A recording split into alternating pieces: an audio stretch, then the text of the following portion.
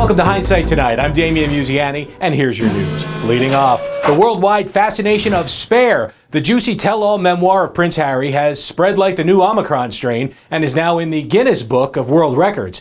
With more on this story is Hindsight Tonight British correspondent Duncan Stuart-Clark. Dunk?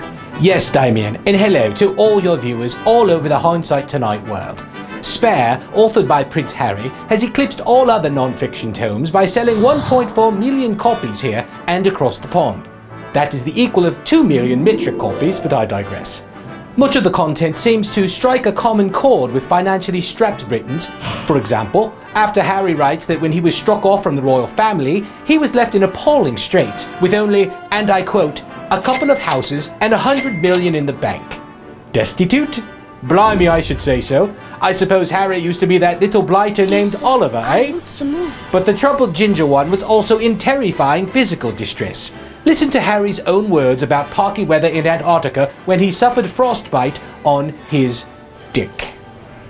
My penis was oscillating between extremely sensitive and borderline traumatized.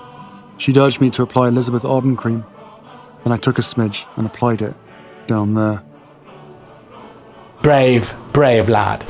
Yes, now when we hear Harry complain about getting the cold shoulder from Willie, we can take it in context now, can't we? Who amongst us can't relate to being ridiculously rich and having their Master John Goodfellow flash frozen on a glacier? He really is the People's Prince. Damien? Great report. Lovely, Duncan. Thank you. Stateside, a search of the Wilmington, Delaware home of President Biden turned up additional classified documents taken from Washington before his 8-year term as vice president ended in 2017. Many comparisons have been made between this investigation and the one of former President Donald Trump, in which over 300 such documents were located. But is this really a fair comparison? From 2009 to 2017, Biden wasn't up to all that much. He traveled a lot, went to funerals, was installed as the face of the violence against women and cancer moonshot initiatives, and seemed to do his fair share of napping. But whatever documents he got his hands on and apparently stashed in an old cardboard box outside his garage pales in comparison to the access Trump had as president.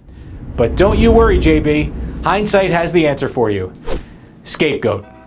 Besides Joe, there is only one other man who visited both the Wilmington House and Washington, D.C. and had a motive to steal documents.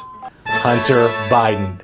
He's about to be indicted anyway over that laptop thing. So just like that episode of Succession on HBO, you know, the one where Logan Roy sends his son Kendall off to admit guilt in order to save the family. Hunter, becoming the hunted, will then clear the path to a 2024 presidential re-election for Dad. Because if you haven't noticed these days, the strongest bond you can always count on is with your family. And that's your news. Have a great week. Don't forget to like us and subscribe, and I'll see you next week with Fresh Hindsight.